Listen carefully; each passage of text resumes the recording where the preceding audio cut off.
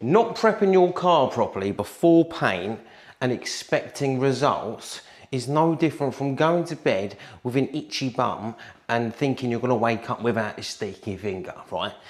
If you don't prep your car properly, you are going to cause so many issues down the line. Now, I'm currently on the flow coat stage of the Chrysler 300 Hot Wheels build that I've teamed up with CustomPaints, who I will put in the description below on.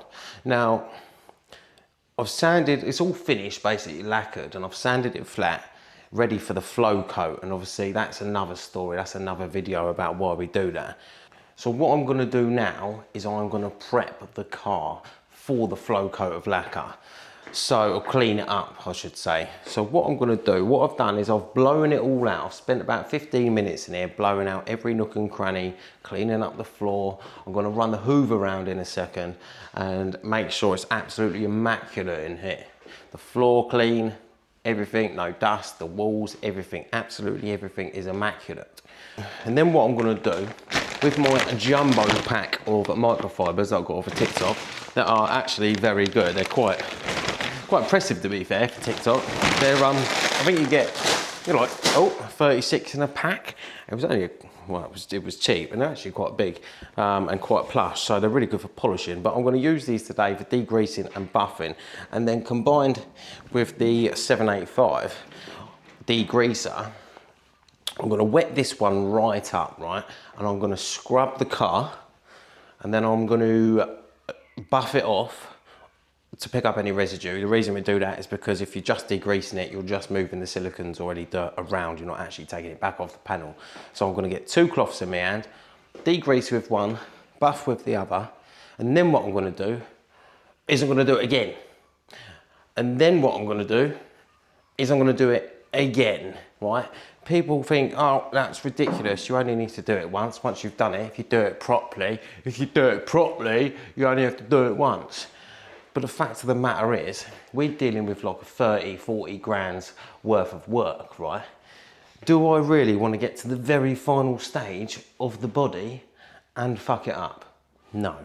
So it's far more time efficient to decrease and clean the car 3 times than it is to have to re-lacquer a car, right? You've seen that from me doing a flow coat already. It takes a very long time to get it ready to re-lacquer it again a second time. So if you are gonna, you know, take that risk and something goes wrong, you're potentially into another week's worth of work. Whereas you could just spend an extra hour cleaning and degreasing your car, or your customer's car, and not have any of those problems. So it's always better to minimize the risk before you go and start doing these things, because you're just going to save yourself time in the long run. You look more professional, you know. What is the point in messing it up and creating yourself, taking that risk and potentially creating yourself another week's worth of work, or worse, you know? So I'm going to get that 785 out. I'm going to show you how much. And I'm not going to gush it on there. I don't want too much, but I don't want it to dry out straight away. Make sure I get that all over the cloth. And then I'm going to get my extra cloth here. So that's nice and wet now. Should really wear gloves, but I'm committed now. And I'm just gonna give that a smush, just like you know, like you would be if you was cleaning a desk or something, or cleaning your table. Just give it a bit of a scrub.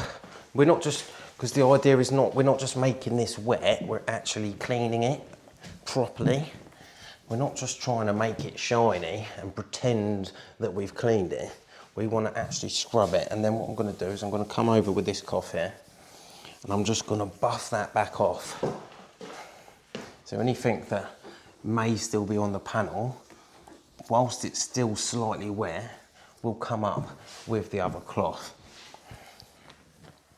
And then what I'll do, when I seem to have a bit of a wastage problem. What I'll do, once I've finished this one, I will get a fresh set of cloths, and then I will repeat the same thing 3 times. So I will be using 6 microfiber cloths for this job, just to clean this. And again, it's far better to spend a little bit more time and a little bit more money initially to prevent any problems later on down the line. You know, I used to rush these things when I was new to business. You know, I officially started the business 8 years ago, and I used to rush things like this. I used to think, oh yeah, it's wet, it must be clean, and then I'd get problems later on and I'd wonder why. And now obviously I've matured in this world, and I understand that getting things done in 5 minutes is not the best way to get things done. So it's always better just to spend that extra time at every stage, whether it be polishing, sanding, painting, lacquering, you know, flash off times on lacquer. Just fucking wait, literally just wait. Like, if you don't want runs and you don't want problems and you don't want crazing and stuff like that, just sit down and have an extra 10 minutes.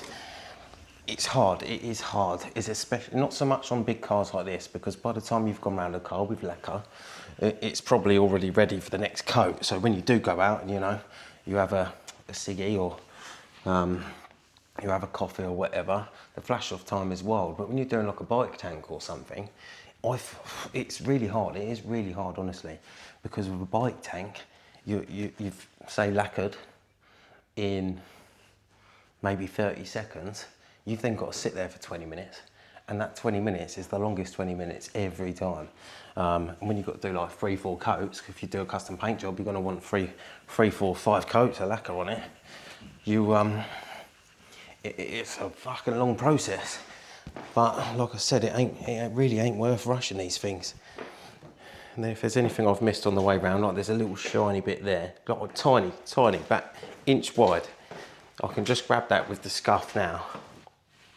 I've got a tiny little bit of scuff that I pulled off for these bits. This is scuff pad number 29 of the flow coat. I'm just gonna grab that bit quick. I'm a bit paranoid, to be fair, so I'm just gonna go around the whole area. If I've missed a bit there, it might be possible I've missed something else, so. I mean, the chances are I haven't. I've spent 2 days sanding this now, ready for a flow coat. It's just very hard to tell when you're using candy over flake. Flake is just so shiny, it reflects the light so well that even when it's scuffed, it genuinely, it just doesn't look scuffed at all.